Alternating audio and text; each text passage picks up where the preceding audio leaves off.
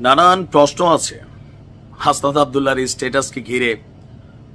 জনমনের প্রশ্ন যে কেন আপনি 11 দিন পরে এই বিষয়টা সামনে নিয়ে আসলেন। নাম্বার ওয়ান, ক্যান্টনমেন্টে যখন আপনাকে ডাকলো আপনি কি জনগণের কাছে জিজ্ঞেস করে গেলেন, নাকি ওইখানে গিয়ে নেগোসিয়েশনটা হয় নাই? যা যা চাচ্ছিলেন আপনারা তলে তলে আমরা শুনছি কোটি কোটি টাকার খেলা চলছে, নাকি ছিল অন্য কিছু?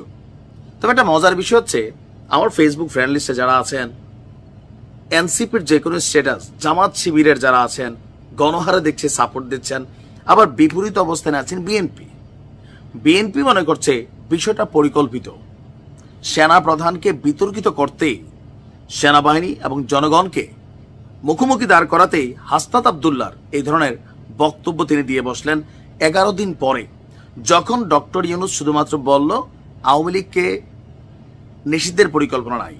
তারপরেই তারা পরিকল্পনা করলো যে এরকম কিছু ঘটাবে, নাকি ঘটনা সত্য, সেনাবাহিনীর বিবৃতির জন্য আমরা অপেক্ষা করছি। বাট বিএনপি মনে করছে যে এই যে হাসনাতের স্টেটাসটা, এটা বেসিক্যালি সেনা প্রধানকে বিতর্কিত করার জন্যই এমন কর্মকাণ্ড। তার বক্তব্য হচ্ছে, আমরা যদি দেখি বিএনপির যুগ্ম মহাসচিব শহীদউদ্দিন চৌধুরী অ্যানি একজন প্রভাবশালী নেতা, তিনার বক্তব্য হচ্ছে সেনা প্রধানকে বিতর্কিত করার কোনো সুযোগ নেই, বিতর্কিত না করাটাই ভালো, দেশের জন্য ভালো। উনি ওনার জায়গায় আছেন, ওনার জায়গায় থাকবেন। বুঝাইতে পারছি? যারা মনে করতেছে এরকম টোকা দিয়া সেনা প্রধানকে সরিয়ে দিবে, সেনাবাহিনীকে একটু বিভ্রান্ত করবে, এইটা আসলে হবে না। বিএনপি কিন্তু আমরা এই যাবৎকালীন স্টেটাস যদি দেখি, স্ট্যাটিস্টিক্স, পরিসংখ্যান, 5ই আগস্টের পর আওয়ামী লীগের কোনো ইস্যু ছাড়া এই দেশে এনসিপিওয়ালারা যারা নিজেরাই এখন অনেক কর্মকাণ্ডে বিতর্ক, তারা এমন কোনো ঘটনা ঘটাইতে পারে নাই যেটাতে বিএনপি না করছে। এখন বিএনপি বলছে সেনাপ্রধান ওনার জায়গায় আছেন, ওনার জায়গায় উনি থাকবেন, কিন্তু কিছু বিতর্ক ছড়িয়ে পড়ছে। এই বিতর্ক ঠিক হচ্ছে না।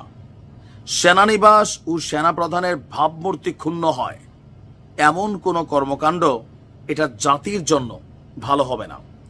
লক্ষ্মীপুরে জেলা ওলামা দলের নবগঠিত কমিটির যে ইফতার মাহফিল ছিল, সেখানে তিনি বলছেন, ফ্যাসিবাদের বিরুদ্ধে আমরা যারা লড়াই করেছি, আমাদের মধ্যে একতা থাকতে হবে, ঐক্য জরুরি।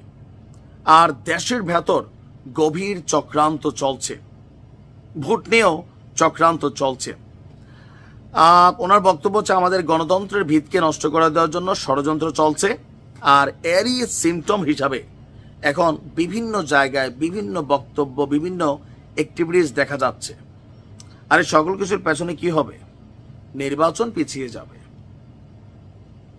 বিএনপির স্পষ্ট বক্তব্য, সেনা প্রধানের পাশে তারা আছেন। এখন এনসিপি একটা রাজনৈতিক দল, লাইক এই দেশে প্রায় 100-র কাছাকাছি রাজনৈতিক দল আছে। এরা এখন আলোচনায় জুলাই আগস্ট ইস্যু প্লাস সরকারে এদের ভাইয়ারা আছেন, তারপর এদের যারা কর্মচারী আছেন তারা আছেন। সো মালিক পক্ষ হিসাবে তাদের একটা শরীরে তো একটু ভাবটাপ থাকবেই। এই জন্য তারা মনে করে যে তারা আলটিমেটাম দিলেই যে কোনো কিছু ইউনূস সরকার করে ফেলবেন। মানে সরকারটা শুধু এনসিপির জন্য বসছে, এদেশে বিএনপি আর অন্যান্য যে রাজনৈতিক দলগুলো আছে তাদের জন্য কোনো ভূমিকা রাখবে না। ডক্টর ইউনূসের এই জায়গাটা বড় একটা কঠিন একটা ইস্যুতে পড়ে গেছেন। আপনি কি মনে করেন যে সেনাপ্রধানকে নিয়ে বিএনপির যে অবস্থান সেটা কতটুকু যৌক্তিক?